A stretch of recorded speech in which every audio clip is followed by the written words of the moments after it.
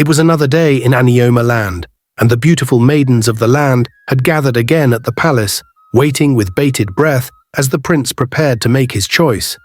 The entire kingdom of Anioma was abuzz, all eyes on Prince Afunwailatana, the heir apparent to the throne. The maidens from noble families all stood proudly in their finest attire, hoping to catch the prince's eye. But Prince Afunwa wasn't looking for just any woman. He was searching for that one, the one whose presence would make his heart race, the one who would make him feel something more than just obligation. He walked around them slowly, deliberately, his eyes scanning each face, each figure. Yet none seemed to stir his heart. They were beautiful, yes. But there was no spark, no flutter of excitement, no racing heartbeat. He sighed deeply, running a hand through his hair, and without saying a word, he turned and walked out of the gathering. The maidens stood in stunned silence, whispering among themselves, clearly disappointed. The king, King Omekanaya, slumped his shoulders in defeat. His eyes, heavy with the weight of disappointment, glanced at the queen, who was visibly devastated. "Not again," she murmured under her breath, a note of despair in her voice. Prince Afunwa, the humble, kind and gentle heir to the throne, was loved by everyone in the kingdom. His reputation stretched far and wide, and the women adored him. There were always stories of them fighting over his affection, but none of it mattered to him. He wanted something more. He wanted something real. Later that day, he spoke to Ojadili, his personal guard and best friend, his face filled with frustration. "I want a woman of substance," he said, his voice tinged with longing. "A woman who will love me, not because I'm the next king, but because she loves me for who I am. A woman whose heart will make mine beat faster." Ojadili, who had been Prince Afunwa's friend since childhood, understood him more than anyone. He knew the pressure the prince was under. "But you're the next king, Afunwa. From time immemorial, kings don't marry for love," Ojadili pointed out, shaking his head. The prince smiled wryly. "Then I'm going to change that. In my time, I'll marry the woman I love, no matter what it takes." Later, King Omekanaya sent for his son, urging him to settle for any of the maidens presented to him. "They are all from great families, my son," the king said. "They will make good queens. Choose one, and let's move forward." But Prince Afunwa was firm in his decision. "None of these maidens appeal to me, father," he said, his voice resolute. King Omekanaya's face turned crimson with fury. "What do you mean, none? Choose one, or I'll show you the other part of me," he commanded, his anger rising. Prince Afunwa's heart sank as he returned to his chambers, devastated by his father's decree. 3 days, he muttered to himself. "How am I going to pull this off in 3 days?" He paced the compound, running his hands through his hair in frustration, the pressure mounting on him. Ojadili, watching him with a smile, finally spoke up. "You know, this reminds me of something my grandmother used to tell me about my grandfather." The prince paused, intrigued by Ojadili's words. "Your grandfather? What does he have to do with this?" Ojadili chuckled. "Well, my grandmother always told me how my grandfather once left Anioma to search for his soulmate in Umuagu village. He didn't care about titles or wealth. He just wanted to find the woman who would love him for who he was." Prince Afunwa's eyes widened. "Did your grandfather find his soulmate in Umuagu?" he asked, suddenly intrigued. Ojadili nodded, his eyes sparkling with nostalgia. "Yes, he did. My grandmother was from Umuagu, and she was the soulmate he found there. That's why I'm here today," he said with a wink. Prince Afunwa smiled, his curiosity piqued. "Then it's settled. We're going to Umuagu. We'll travel there in disguise and find my soulmate." Ojadili's eyes widened in shock. "Wait, what? Are you mad, Prince Afunwa? If your father hears about this outrageous plan of yours, he'll have my head." Prince Afunwa grinned mischievously. "Let him try. I'm not going to marry for duty or title. I'll marry for love, and I'll find her no matter what it takes." Ojadili shook his head, laughing nervously. "You're impossible, Afunwa, but I can't stop you, can I?" "Nope," the prince said, his eyes sparkling with determination. "We leave tonight. No one will know where we've gone." And so, under the cover of night, Prince Afunwa and Ojadili slipped away from the palace, leaving behind the expectations of royalty and the demands of the kingdom. Their journey to Umuagu was filled with excitement, and for the first time in a long time, Prince Afunwa felt a sense of freedom, knowing that he was following his heart. Little did they know their journey would lead them to a discovery that would change the future. The journey to Umuagu was long, and the path was winding, but Prince Afunwa and his trusted bodyguard Ojadili pressed on. The day was hot, and their feet ached with the constant walk, but nothing could deter them. They were in search of something more, something that no royal decree or expectation could provide. Their hearts were set on finding the one woman who would make their journey worthwhile. It had been years since Ojadili had set foot in Umuagu, back when he was just a young boy traveling with his mother. The memories flooded back as they moved further into the land, now familiar yet filled with new faces and new stories.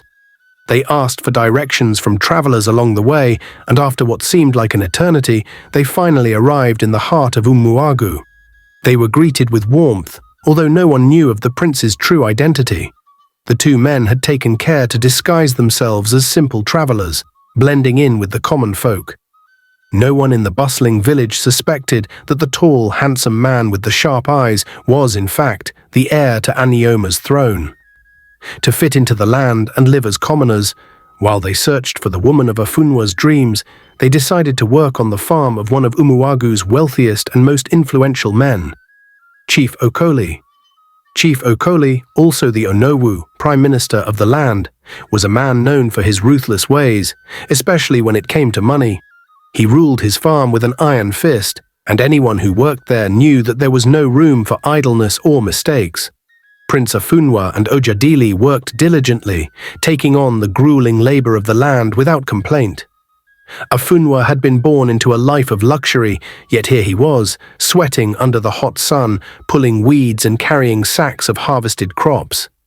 There was something oddly liberating about the hard work, the simplicity of life here, and the satisfaction of seeing results from one's own labor.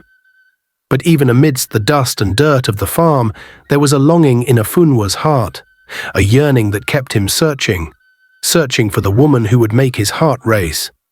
One fateful day, as he worked alongside the other laborers, he saw her. It was as if the world around him slowed and all the noise from the farm disappeared. There, in the distance, she approached with a jug of water in her hands, walking gracefully through the dusty field. Her beauty struck him like a lightning bolt. She was fair, with smooth skin that glowed like polished ivory. Her hair, dark and flowing, framed her face like a crown, and her eyes, oh, her eyes, shone with a warmth that made Afunwa's heart skip a beat. She had a smile that could brighten the darkest corners of the world. Prince Afunwa felt a strange, exhilarating sensation rise in his chest, something he had never felt before. It was like his heart had leapt into his throat, and for a moment he couldn't breathe. She was stunning, fit for kings, a true jewel among the people. He could hear his heart pounding in his ears as if it were trying to escape his chest. He watched her as she moved among the laborers, offering water to those working under the hot sun, humbly serving without a hint of arrogance or pride. There was something so natural, so genuine about her. She wasn't trying to impress anyone, she simply radiated beauty and kindness. After a moment of watching her, Afunwa's thoughts snapped back to reality. He turned to one of the nearby farmers, eager to know more about the mysterious woman who had captured his attention. "Who is she?" he asked, trying to keep his voice casual, though his curiosity was clear. The farmer glanced over at the woman, then back at Afunwa, as though sizing him up. "Ah, that is Nenna," the farmer said with a slow smile. "She is the daughter of Chief Okoli, the Onowu of Umuagu, and—" he hesitated, as though weighing his words carefully.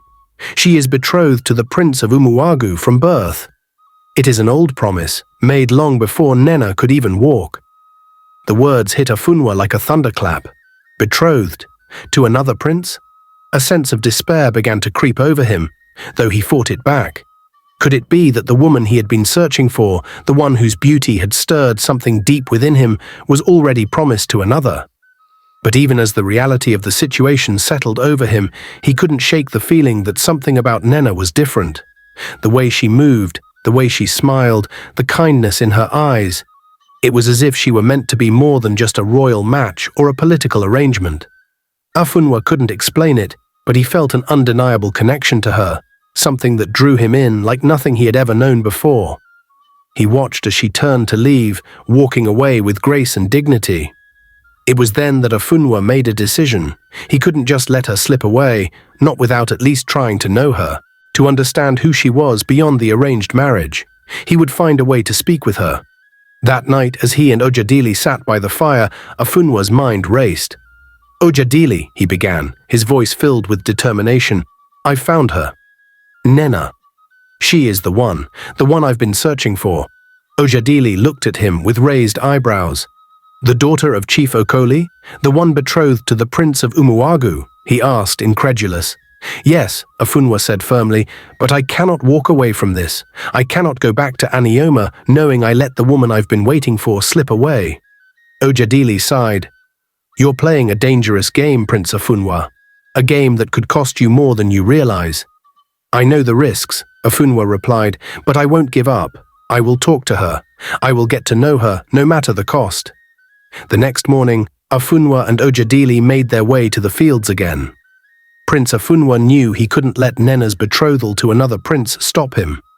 Something told him that their meeting, their connection, was more than just coincidence. It was fate. As the day wore on, he found himself watching her from a distance, waiting for the right moment.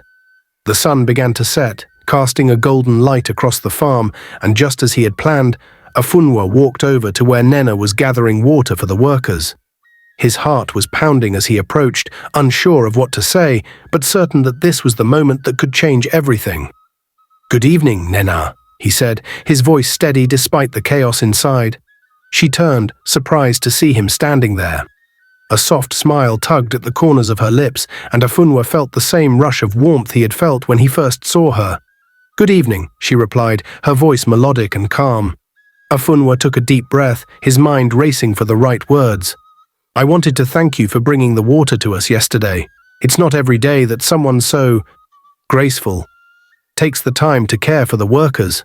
Nenna blinked in surprise at his compliment, but there was no hint of arrogance in her expression.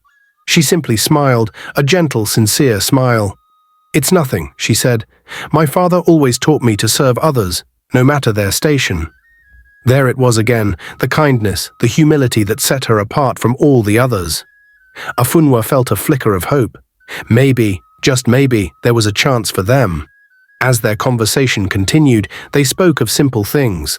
Life in the village, the work on the farm, and the people they both knew. It wasn't long before Afunwa realized that there was something different about Nenna. She wasn't like the women from Anioma who had always surrounded him. There was no pretense, no desire for wealth or power. She was genuine, and that, to him, was everything. The seeds of a bond were planted that day, small, fragile, but undeniable. And though the road ahead would be full of challenges, Prince Afunwa knew one thing for sure. He was willing to fight for this, for Nenna, and for a love that could change everything. Back in Anioma, the search for Prince Afunwa had become the kingdom's most pressing matter. King Omekanaya's heart was heavy with worry, and despite sending out warriors to neighboring villages, there was no trace of his son. It was as though he had vanished without a trace, slipping away into thin air.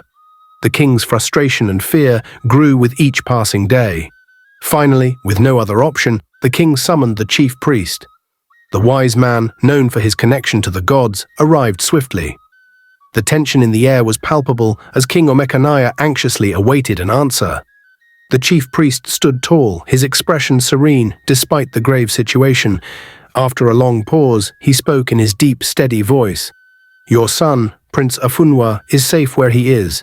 He has embarked on a journey of self-discovery, one that the gods have guided him on. His path will unfold in time, and he is not lost, my king." The relief that washed over King Omekanaya was palpable. His shoulders, heavy with worry, relaxed. He closed his eyes, taking in the priest's words. "So he lives?" the king asked, his voice softer now, filled with hope. "He lives," the chief priest confirmed, "and when the time is right, he will return to you." With those words, the king found solace in the priest's prophecy. As long as his son was safe, he could wait. And so King Omekanaya resumed his duties, though his heart remained heavy with anticipation for the return of the prince. Meanwhile, in Umuagu, the days continued to pass as Afunwa and Nenna's connection deepened. What had begun as simple pleasantries, "Good morning," "Good afternoon," soon blossomed into stolen glances and shy smiles. Every moment they spent in each other's company felt like a secret between them, a bond slowly taking root in the most unexpected of places. Neither of them spoke the words aloud, but they both felt the unmistakable spark between them. It was like two hearts beating in rhythm, finally noticing each other after years of quiet longing. But as their relationship grew, so did the tension surrounding it. One afternoon, Prince Ikedi, Nenna's betrothed, arrived at Chief Okoli's hut. His eyes narrowed with expectation. He was a man used to getting his way, and today he had come to see his fiancée. Nenna, however, was not in the hut. She had been at the farm, as usual, bringing food to the laborers. But when Prince Ikedi arrived and found the hut empty, his temper flared. He waited impatiently, his mind seething with irritation. When Nenna still didn't appear, the prince's anger boiled over. He stormed out of the hut and made his way to the farm, where he found Nenna laughing and chatting with the farmers, particularly with Afunwa. Seeing the two of them together, Prince Ikedi's fury reached its peak. He marched up to them, his face contorted in disdain. "What do you think you're doing, Nenna?" he sneered, glaring at the workers around her, talking and laughing with peasants. "This is beneath you." Nenna, stunned by his words, didn't hesitate. Her voice rang out, strong and unyielding. "You will not speak to them that way, Prince Ikedi. They are hard-working men, and they deserve your respect. Apologize now." Her gaze was fierce, and her words carried the weight of someone who was no longer willing to tolerate arrogance. The prince's face reddened with rage. "How dare you speak to me like that?" he spat, but Nenna stood her ground, unwavering in her defense of Afunwa and the other farmers. Without another word, Prince Ikedi turned on his heel and stormed off, muttering under his breath. Nenna watched him leave, her chest rising and falling with the intensity of the moment. She turned to Afunwa, her face softening with regret. "I'm sorry about his behavior," she said quietly. But Afunwa, ever the gentleman, smiled warmly at her. "No, Nenna," he said, his voice sincere. "Thank you for standing up for us. It means more than you know." Nenna smiled back, her heart swelling with something she couldn't quite name. It was something beyond gratitude, a feeling she hadn't expected to experience, not for a man like him. But there it was, a quiet stir of something deeper, something real. Nenna sat in the quiet corner of the hut, her younger sister Ifeoma gossiping excitedly beside her. The evening sun cast long shadows over the village, and the air was thick with the scent of earth and fresh leaves. Ifeoma, ever the curious one, leaned in with a mischievous grin. "Nenna, you look different these days," she said, nudging her sister playfully. "You seem distracted. Could it be that you've found someone special?" Ifeoma teased, raising an eyebrow. Nenna's heart skipped a beat, and she quickly turned her gaze downward, embarrassed. She had been trying to suppress the feelings that had been growing inside her, feelings that seemed to go against everything she had been raised to believe. But Ifeoma was persistent, and she wasn't about to let Nenna off so easily. "I don't know what you mean," Nenna replied, forcing a nonchalant tone as she picked at the edge of her cloth. Ifeoma wasn't fooled. "Come on, Nenna, you've been spending so much time with one of the farmers lately. Is it Afunwa?" Her voice dropped to a whisper, but it still carried the weight of her concern. "You know you're betrothed to Prince Ikedi. You cannot be thinking about him, about Afunwa. He's just a laborer, Nenna, nothing more." Nenna's heart sank as if Aoma's words hit home. She knew the reality of her situation. She was betrothed to Prince Ikedi, a man she had no feelings for, and Afunwa was from a humble background. But something deep within her couldn't ignore the connection she felt with him. Still, she knew Ifeoma was right. She couldn't allow herself to think of Afunwa in that way, not when her future was already decided. "I know," Nenna said softly, her eyes downcast. "But it's hard, Ifeoma. Afunwa is different. He's kind and I feel something when I'm with him." She paused, her voice faltering. "But you're right. I can't forget my duty. I am to marry Prince Ikedi, and that's what's expected of me." Ifeoma sighed, her voice softening with concern. "I just don't want you to get hurt, Nenna. You know how it goes. Kings don't marry for love. You can't expect to choose a man who is not meant for you, especially when you're already promised to someone else. Prince Ikedi may be arrogant, but he's royalty. He's the right choice. Nenna didn't answer right away. She just stared at the ground, the weight of her sister's words heavy in her heart. She didn't know how she could ever make the right choice when her heart was torn between duty and desire. Later that evening, Chief Okoli called his family together in the family hut. The air inside was thick with anticipation as the chief's voice echoed through the room. "Nenna," he began, his voice stern, "it's time to prepare for your marriage to Prince Ikedi. The wedding will be soon, and I expect you to carry out your duties as a proper wife to a man of his stature. We've already made arrangements with his family, and all will be well if you fulfill your responsibilities." Nenna's heart dropped at the sound of her father's words. She had known this moment was coming, but hearing it out loud made everything feel more real. She wasn't ready. She wasn't sure she would ever be ready to marry a man like Prince Ikedi, especially when her heart yearned for someone else. "I understand, father," Nenna replied quietly, her voice barely above a whisper. She could feel the weight of her father's expectations bearing down on her. He had always placed his trust in her to uphold the family's honor, and she couldn't let him down. But inside, a battle raged. As the meeting ended and everyone dispersed, Nenna retreated to her room, her mind a whirlwind of thoughts. She couldn't shake the image of Afunwa. The way he smiled at her, the way his eyes seemed to understand her in a way no one else ever had. He wasn't a prince, but in her heart he was so much more. That night, under the cover of darkness, Nenna sneaked out of the hut. The village was quiet, save for the soft rustling of leaves in the wind.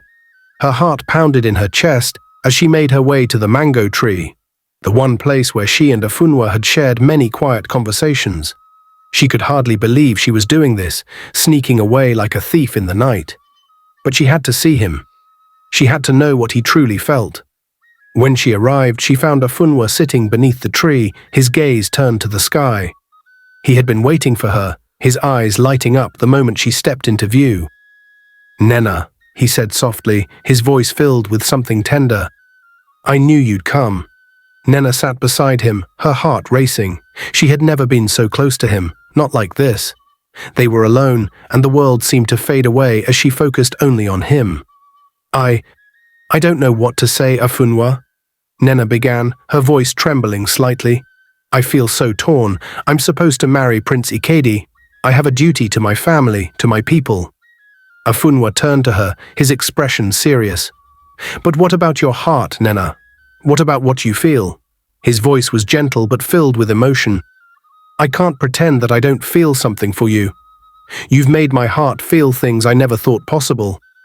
Nenna looked at him, her eyes filled with uncertainty. "I care for you too, Afunwa. But my duty—" She trailed off, unable to finish the sentence.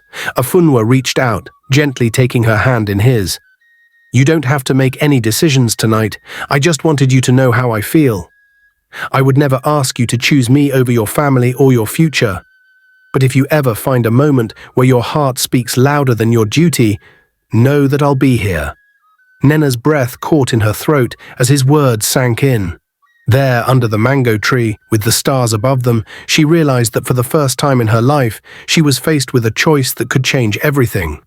And no matter what she decided, she knew her life would never be the same again. Chief Okoli sat at the center of his compound, his chest rising and falling heavily, rage burning in his eyes. Word had reached him from his guards. His daughter, Nenna, was secretly seeing a lowly farmer. A common laborer, and not just any laborer, but the one called Afunwa. The same young man who had caught his attention with his quiet confidence and strong work ethic. He had never imagined that a child of his own flesh and blood, would stoop so low. He stood abruptly and ordered 2 guards to follow him. "Where is that boy now?" he barked. One of the guards replied, "He's at the stream side, fetching water with the others." Chief Okoli didn't waste time. He marched straight to the stream, his walking stick hitting the ground like thunder with each step. Afunwa, unaware of what was coming, turned around just in time to see the chief's face contorted in fury. "You," Chief Okoli shouted, pointing at him, "you have the guts. The sheer audacity to chase after my daughter. Afunwa tried to speak, but the chief cut him off. You think I don't know what's going on? That I won't hear of your secret meetings under the mango tree? Let me warn you now, stay away from Nenna. You are nothing but a peasant, and she is the daughter of the Prime Minister. I will not let you ruin her future. If I ever see you near her again, you will regret the day you stepped foot into Umuagu. Afunwa remained silent, respectful, but his eyes held firm. He didn't speak, not out of fear, but because he knew anything he said would only add fuel to the fire. Back at the compound, Nenna's world was turned upside down. Her father had locked her in, forbidding her from stepping outside the hut. He stationed guards at the entrance, and she was watched. Her heart ached for Afunwa, unsure of what he was going through. But the storm was just beginning. Word spread fast, and it didn't take long before Prince Ikedi heard about the forbidden romance between his betrothed and a mere farmhand. His pride shattered, his ego bruised, and his rage uncontainable. How dare he? Ikedi fumed, slamming his goblet of palm wine to the ground. A peasant wants to compete with royalty. I'll teach him a lesson he'll never forget. He summoned his personal guards. Go, he ordered. Find the boy, beat him, end him if you must. I want his body gone before the sun rises. But fate had other plans. The guards struck under the cover of night, sneaking toward the workers' sleeping area. Just as they raised their weapons to strike Afunwa, a shadow leapt from the darkness, Ojadili. With the speed of a leopard and the precision of a warrior born, Ojadili moved through them like a whirlwind. In a matter of moments, the prince's guards were groaning in the dirt, some with broken arms, others with crushed pride. Afunwa stood stunned. Ojadili stepped forward, panting slightly, and placed a hand on Afunwa's shoulder. This has gone too far, he said. It's time. You found the woman you love. The people deserve to know who you are. Reveal yourself. But Afunwa shook his head, still catching his breath. Number not yet. I'm not done learning. I'm not done understanding what life outside the palace truly means. And if I reveal myself now, it might put Nenna in more danger. Ojadili frowned but respected his decision. All right, he said, but I'm not leaving your side again. Days passed, and when Chief Okoli realized that his threats and force hadn't worked, when he saw Nenna still sneaking glances through her window, waiting for Afunwa, he knew he had to escalate things. He met privately with Prince Ikedi. We have one enemy in common, Chief Okoli said grimly. That boy is a disease to both our families. We cannot wait for him to leave on his own. We must drive him out. What do you have in mind? Ikedi asked, arms crossed. We frame him. We accuse him of stealing, something big, something unforgivable. It didn't take long to put their plan into action. One of Chief Okoli's servants was forced to hide a sacred family heirloom, his golden leopard bracelet, under Afunwa's sleeping mat. Then, early the next morning, the alarm was raised. He has stolen from the chief, villagers shouted as the guards stormed Afunwa's quarters. Before Afunwa could even protest, ropes were tied around his hands, and he was dragged through the village like a common thief. The crowd grew, some confused, others disgusted. He must be punished, someone cried. He has mocked our traditions. Where was Ojadili? Why wasn't he here? They dragged Afunwa to the village square, preparing to humiliate him before the entire community. The guards sharpened their canes, ready to flog him mercilessly. Chief Okoli stood with pride, Prince Ikedi beside him smirking. But just as the first cane was lifted, a shout came from the distance. Stop! Everyone turned. Running through the crowd, breathless but commanding, came Ojadili. Behind him, a few of the palace warriors from Anioma trailed, their presence alone enough to hush the crowd.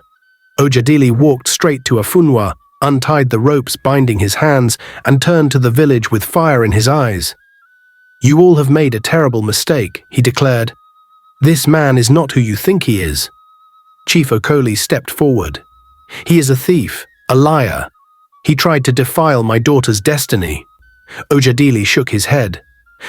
He is Prince Afunwa, heir to the throne of Anioma Kingdom, son of King Omekanaya. Gasps echoed through the crowd. Some dropped their calabashes. Chief Okoli's mouth hung open in disbelief. Prince Ikedi stumbled back, confused and shaken. What? The elders looked at one another, murmuring in shock. Ojadili turned to the crowd again. "Yes," he said proudly, "you tried to kill the crown prince of Anioma. You tried to shame a man whose presence here was not for power, but for humility. To learn, to grow, to find love." The revelation of Prince Afunwa's true identity shook the village of Umuagu to its core. The same young man they had called a peasant was royalty, heir to the throne of Anioma. The elders humbled themselves. Chief Okoli, humiliated and broken, fell on his knees and begged for forgiveness. Prince Afunwa, now dressed in his royal regalia, with his palace guards and Ojadili beside him, lifted him up gently. "I hold no grudges, Chief Okoli," he said with a calm but heavy heart. "You did what you thought was best for your daughter. I understand." He turned his gaze to the compound, his eyes searching for her. "Where is Nenna?" Chief Okoli lowered his eyes. "She's inside. She hasn't come out since yesterday. She's angry. Hurt." Afunwa nodded. He approached the door of her hut and stood there for a moment. "Nenna, it's me. Afunwa." Silence. "I wanted to tell you the truth many times, but I didn't want you to fall in love with a prince. I wanted you to know me for who I truly am, not for what I have." Still, no response. "I never lied about my heart, Nenna. Everything I told you, everything we shared, it was real. But if I've hurt you, then I'm truly sorry." From inside, Nenna's voice finally came, cold and distant. "Our relationship was built on a lie, Afunwa. I detest liars. You made a fool of me." Afunwa swallowed hard. His eyes stung, but he didn't argue. He didn't plead. "I understand," he said softly. He turned to Chief Okoli, placing a small folded scroll in his hand. "This is for her. If she chooses to read it, she will. If not, I will respect her silence." With that, the Prince of Anioma and his men mounted their horses and departed. As the sun set behind him, Afunwa rode home with a heart heavier than any crown. Back in Anioma, the kingdom celebrated the return of their missing prince. Drums were played, women danced, warriors beat their shields in joy. But Prince Afunwa, now fully restored as Prince Afunwalatana, heir to the throne, could not smile. In his private chambers, he sat before his father, King Omekanaya, telling him everything. The king listened quietly, nodding. "She refused to see me," Afunwa concluded, his voice low. "She said I lied to her."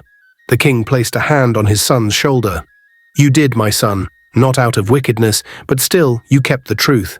And truth is the foundation of love. A relationship built on lies cannot stand." Afunwa looked down. "Still," the king continued, "your heart is strong, and you are ready to rule. But you must have a queen. Since your journey brought no bride, tomorrow we will hold the choosing ceremony. Maidens from every noble family will gather in the palace square. You must pick one." Afunwa nodded solemnly. "Yes, father."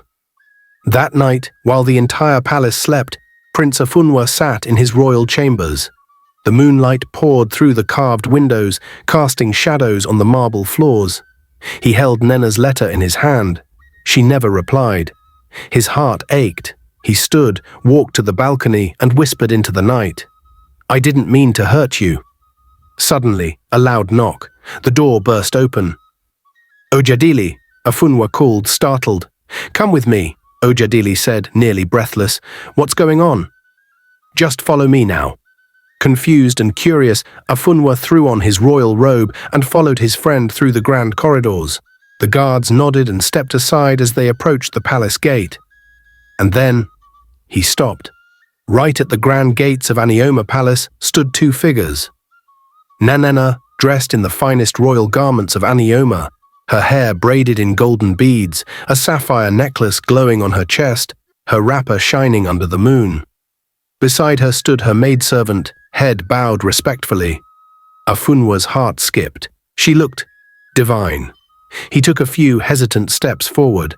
"Nenna?" She looked up at him. "You left a message," she said quietly. "I read it." He couldn't speak. "You said you didn't want me to love a prince. You wanted me to love a man. Well, I didn't fall in love with a prince. I fell in love with Afunwa." the one who shared palm wine with the workers, the one who listened to my dreams, the one who laughed with me under the mango tree. Afunwa felt tears in his eyes. I thought you'd never forgive me. I thought I wouldn't either, she said, but love has a voice louder than pain. He smiled, a real one, for the first time in weeks. Ojadili clapped from the side. I told you to wait. The gods are never late. The palace guards opened the gates, and Nenna entered. By morning, the whole of Anioma gathered for the bride-choosing ceremony, but the prince had already made his choice. Before the gathered maidens, nobles, elders, and warriors, Prince Afunwelatana took Nenna's hand and raised it high. I have chosen. The crowd erupted in cheers. Even King Omekanaya smiled in satisfaction. You have chosen well, my son. And so, a love that began with a simple good morning under the rising sun of Umuagu was crowned in the golden palace of Anioma. Thanks for watching. Don't forget to comment how you felt about the story on the comments section. Please encourage us by liking and subscribing. Put on the notification so that you will be notified whenever we post a story. Thank you and remain blessed.